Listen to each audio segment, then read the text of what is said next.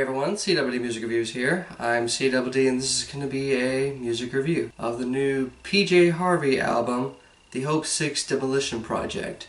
PJ Harvey is the legendary singer-songwriter from England, and this is her latest full-length album. She's pretty much had a varied and rather consistent discography dating back to the early 90s, if not the late 80s. She's probably one of rock music's rather underrated solo artists. I can't say that I've heard much of her work or as much as I want to, but I am big fans of albums like Rid of Me and Stories from the City, Stories from the Sea. And what's also notable about those two albums is that they sound relatively different. Rid of Me is sounding very off-the-wall, anti-folkish, and lo-fi, whereas Stories From, this one was a more better produced and rather kinda safe-ish rock album. She hit it big a few years back with the album Let England Shake, having a lot of political things to say about her home country.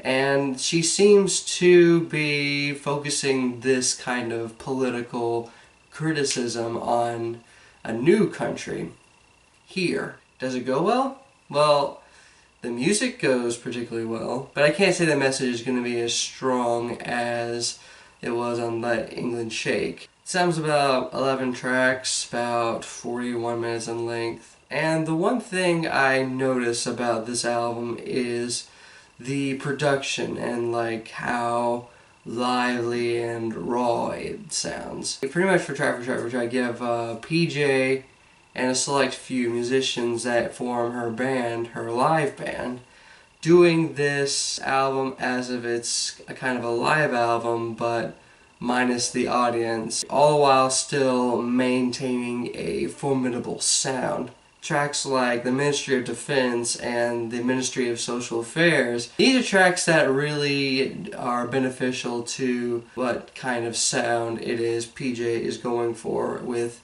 this particular kind of production.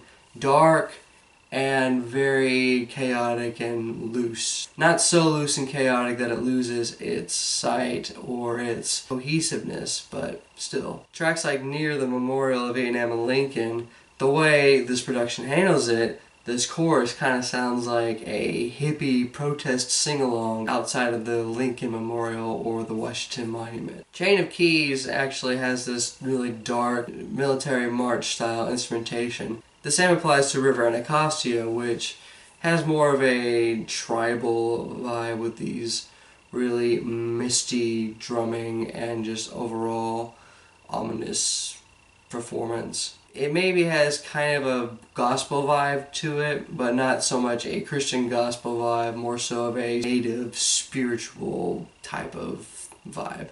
A Line in the Sand sounds kind of subdued, yet really busy with the drumming and the upbeat bass going on. Really the only track I dislike is The Orange Monkey. It once again has this protest sing-along vibe, but the way this sound is handled with the backing instrumentation and vocals, it kinda drowns out PJ to the point where it's like she wasn't even on the track at all. So for the most part I like these instrumentals and I like how the sound handles these instrumentals. However, my big complaint with this album is PJ Harvey herself, at least vocally and lyrically. So on the vocal side, she does her job well. She definitely has the vocal chops for what it is she's trying to do.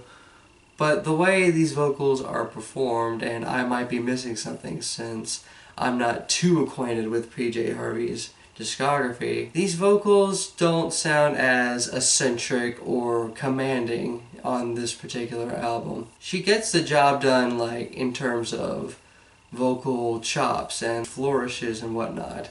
I just don't see like the eccentricity to what PJ Harvey normally does. And that really harms like the big thing that's driving this album, the lyrics. Again, there's nothing wrong with what PJ Harvey is saying. I actually think she says quite a few fascinating things. Take the opening track, Community of Hope, for example. She seems to be describing this place called the Community of Hope, but a good chunk of the buildings seem to be shitholes dressed up to look livable or even fantastic. I love the driving refrain at the end of the track. They're gonna build a Walmart here. And then there's a track, The Ministry of Defense, which, coupled with this really dark blues-ish riffage, it really works well with what it is Harvey is trying to sing. Pretty much once again pointing out the irony of this place called the Ministry of Defense, having nothing left but the stairs and it being covered in graffiti. Like, this place that is supposed to manage the defense of a nation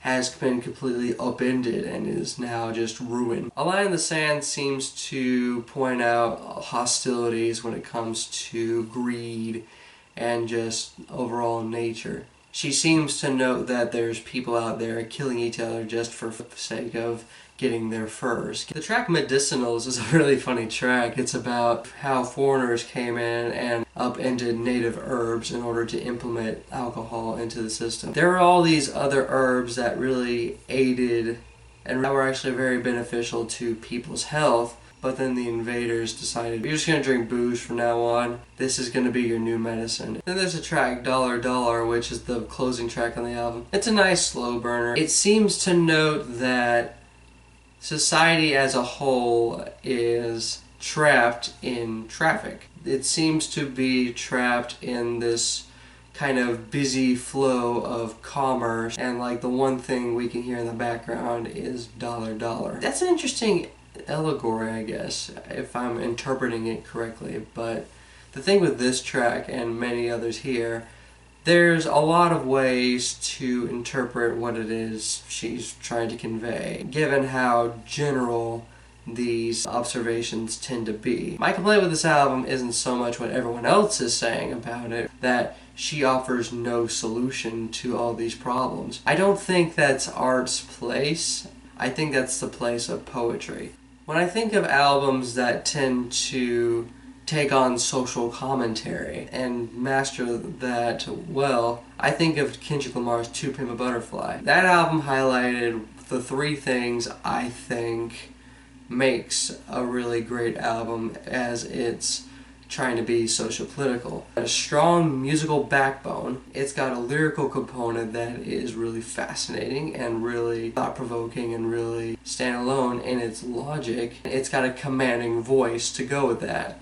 This album certainly accomplishes the first thing. As far as the second thing goes, there's only so many tracks I can say tends to accomplish having a standalone and really thought-provoking lyricism. Or at least from what I can tell, since it lacks in the third thing, a commanding voice. Which is weird because PJ Harvey is one of the most eccentric and powerful voices in rock music, but unfortunately it doesn't seem to be. I think that in part has to do with the production, which I do love.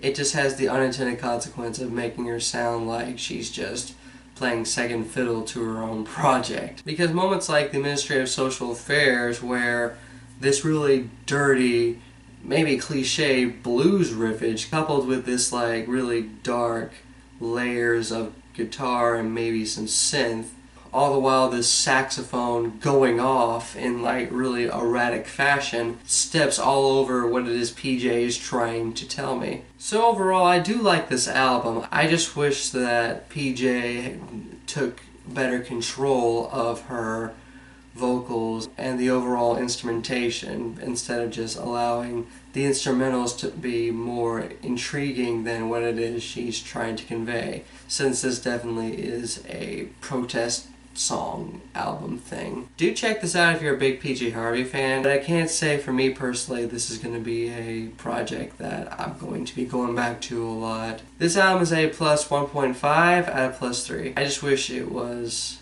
a bit more formidable when it comes to the person whose name is on the album. But if you give this album a listen, what did you think of it? Did you like this album? Did you dislike this album? What was your reasoning for that, and what should I consider listening to and reviewing next? This is CWD Music Reviews here, signing off.